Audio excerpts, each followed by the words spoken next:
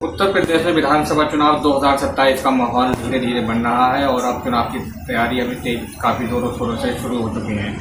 बात अगर बरेली की करें तो यहाँ की भोजीपुरा विधानसभा जो कि मुस्लिम बाहुल क्षेत्र माना जाता है, यहाँ से कई दावेदार मैदान में आ चुके हैं।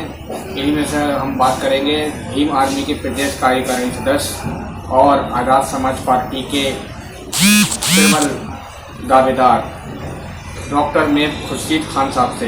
खुर्शीद खान जो है वो लगातार क्षेत्र में भ्रमण कर रहे हैं और आज़ाद समाज पार्टी की नीतियों का प्रचार कर रहे हैं। जनता को बखूबी चंद्रशेखर आज़ाद जो हैं उनके बारे में बता रहे हैं। आइए उनसे आज बातचीत करते हैं और ये भी जानते हैं कि क्या क्या चल रहा है। तो खुर्शीद साहब, बहुत बहुत स्वागत है आपका।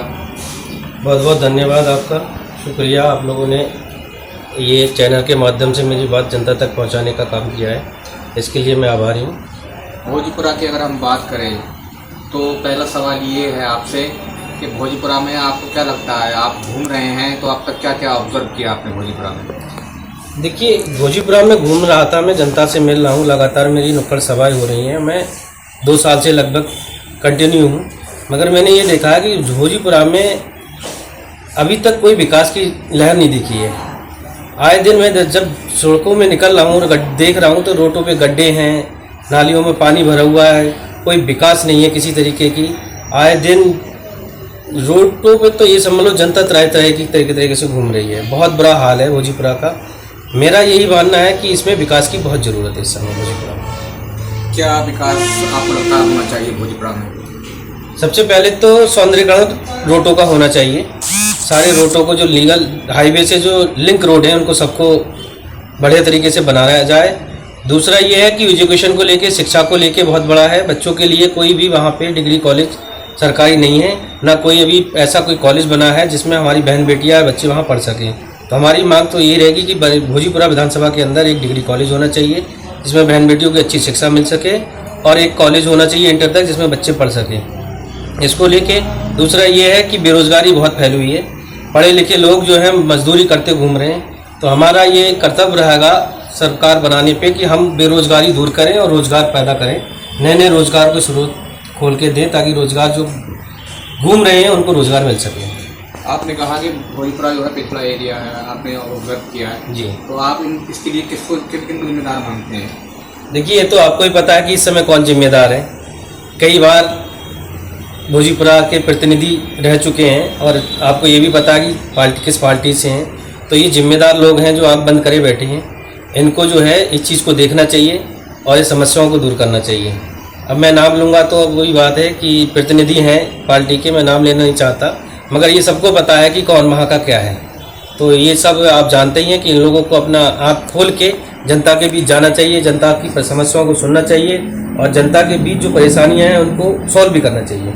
आपको लगता है कि जब भोजीपुरा एरिया जो है पूरी तरीके से विकसित नहीं हो पाया है, अभी डेवलप नहीं है, ऐसे में आपने क्या सोच रखा है? भोजीपुरा का क्या विज़न है आपके पास? मेरे पास विज़न है, अगर हमारी आज़ाद समाज पार्टी की सरकार बनती है या हम सत्ता में आते हैं तो फिर हम सबसे पहले तो भोजीपुरा को ग्रीन क्लीन करके विकास करेंगे। उसका सारी सड़कों का मरम्मत करा के सौंदर्यीकरण कराएंगे, बच्चों के लिए स्कूल कॉलेज खोलेंगे।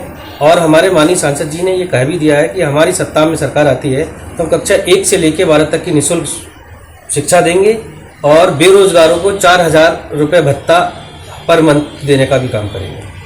और जो हमारी बहन बेटियां हैं, विधवा बहन बेटियां हैं, उनके लिए विधवा पेंशन का ज़्यादा से ज़्यादा रखने की कोशिश करेंगे और उनकी हर समस्याओं को दूर करने का काम करेंगे। भोजीपुरा में आप घूम रहे हैं तो किस तरीके से आप वहाँ चुनावी माहौल बना रहे हैं, कहाँ कहाँ जा रहे हैं, क्या क्या कर रहे हैं? देखिए, अभी तक तो हमने जो है हर गांव जाके मीटिंग करी थी, मगर अब हम नुक्कड़ सभाएं कर रहे हैं। बूथ लेवल से हमारी तैयारी चल रही है। हमारी तैयारी जो है बूथ लेवल से है कि एक एक बूथ पे हमारे कम से कम 10 से 20 लोग बूथ पे होना चाहिए ताकि वो हमारे चुनाव का समीकरण सही तरीके से बना सके। और यही है, हम नुक्कड़ सभाओं के जरिए से अपनी बात को, पार्टी की नीतियों को जन जन तक पहुंचाने का काम कर रहे हैं। भाई चंद्रशेखर आज़ाद जी के संघर्ष को लोगों तक पहुंचाने का काम कर रहे हैं। आपको लगता है कि अगर आज़ाद समाज पार्टी से आप चुनाव लड़ते हैं तो क्या कामयाबी आपको मिलेगी? और अगर मिलेगी तो वो कौन कौन से समीकरण आपको लगता है आपके फेवर में जाएंगे? देखिए, मैं खुद आपको बता दूं कि समीकरण तो ये हैं कि SC और मुस्लिम ये बहुल क्षेत्र है और इस समय मुस्लिम और एससी का इतना वोट है कि हमें किसी समीकरण की ज़रूरत है नहीं।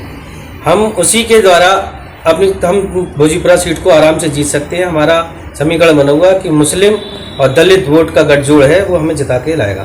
आपने कहा मुस्लिम और दलित गठजोड़ है जी। तो मुस्लिम को ज़्यादातर हम देख रहे हैं, अगर आंकड़ों की बात करेंगे जी, तो जी। सपा के साथ जाता है और दलित जो है वो बहन जी के साथ जाता है। इस समीकरण को तोड़ना क्या के लिए चुनौती नहीं होगा? अब चुनौती था मगर इस समय चुनौती नहीं है। उसकी वजह ये है कि मुस्लिम समाज जाग चुका है। आपने देखा समाजवादी पार्टी ने इतना सब कुछ होने के बाद कोई अभी तक मुस्लिम के पक्ष में कोई स्टेटमेंट नहीं है, किसी के लिए कोई ऐसा स्टेटमेंट नहीं दिया कि मुस्लिम समाज को इतना सब कुछ हुआ। आइला मोहम्मद पे इतना बड़ा प्रकरण बैठा, कोई स्टेटमेंट नहीं माननीय पूर्व मुख्यमंत्री जी का। और उसके बाद मोहम्मद साहब के शान में गुस्ताखी हुई, बम लिंचिंग हो रही है, गौकशी के नाम पे बेगुनाह लोगों को जेल भेजा जा रहा है। अभी तक आप बताओ किसी पार्टी ने उसके खिलाफ आवाज़ उठाई है? नहीं उठाई है। मुसलमान जाग चुका है और सब समझ चुका है। वो आज़ाद समाज पार्टी की तरफ उम्मीद से नहीं, आशा भरी नज़रों से देख रहा है। वो आज़ाद समाज पार्टी को चूज कर रहा है। और रही बात दलित समाज की, तो दलित समाज सब कुछ समझता है। जो बहुजन समाज पार्टी है वो अब तक भी पार्टी बन चुकी है बीजेपी की, और उनके स्टेटमेंटों से, उनके जो कार्य हैं उनसे पता लग रहा है कि वो इस समय बहुजन समाज के हित में नहीं है।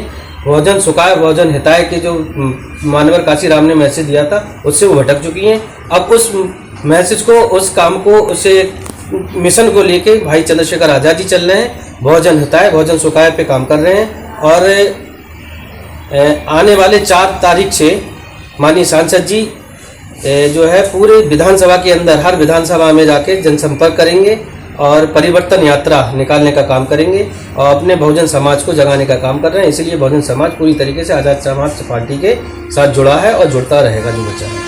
अगर आपको मौका मिलता है और आप सीट निकाल लेते हैं तो टॉप 5 काम कौन से कराना पसंद करेंगे भोजपुरा में? सबसे पहले तो शिक्षा के ऊपर काम होगा, बेरोजगारी पे होगा।